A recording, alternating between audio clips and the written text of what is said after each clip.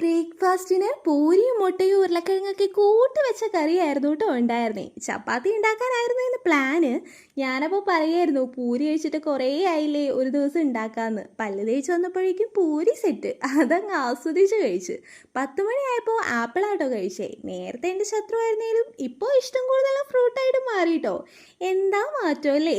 ഉച്ചയ്ക്ക് ചോറിന് സാമ്പാറും പപ്പടവും ബീൻസ് മെഴുക്കുവരട്ടിയും മധുരമാങ്ങാച്ചാറും ബീൻസ് തോരനായിരുന്നു കേട്ടോ ഉണ്ടായി. സാമ്പാറിൽ ബീട്രൂട്ട് ഇടുന്നത് എനിക്ക് അമ്മയ്ക്ക് നല്ല ഇഷ്ടമാട്ടോ. ആ മധുരിപ്പ് ടേസ്റ്റ് ഇല്ലേ അത്. പപ്പടം കൂടിയായപ്പോൾ ഒരു മിനി സദ്യ ഫീലൊക്കെ തോന്നിയില്ലേ. ഈവനിങ് ഇന്ന് എൻ്റെ ഫേവറേറ്റ് ചക്ക മെഴുക്കുവരട്ടിയും പാൽ ചായ ആട്ടോ കുടിച്ചേ.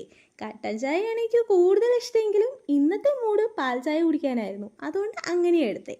അത്താഴത്തിന് ഇന്ന് നേരത്തെ പറഞ്ഞ പോലെ കഞ്ഞി കുടിക്കാനുള്ള മൂടായിരുന്നു. കടലക്കറിയും ഇഞ്ചിക്കറിയും മധുരമാങ്ങാച്ചാറായിരുന്നു കേട്ടോ കൂട്ടുകക്ഷികൾ. മധുരത്തിൽ നിന്ന് പ്രോസസ്ഡ് ആയിട്ടുള്ള ഈ ജ്യൂസ് ആട്ടോ കുടിച്ചേ. അതെനിക്ക് വലിയ ഇഷ്ടപ്പെട്ടൊന്നുമില്ല. അപ്പോൾ വീഡിയോ ഇഷ്ടമായ കൂടെ കൂടി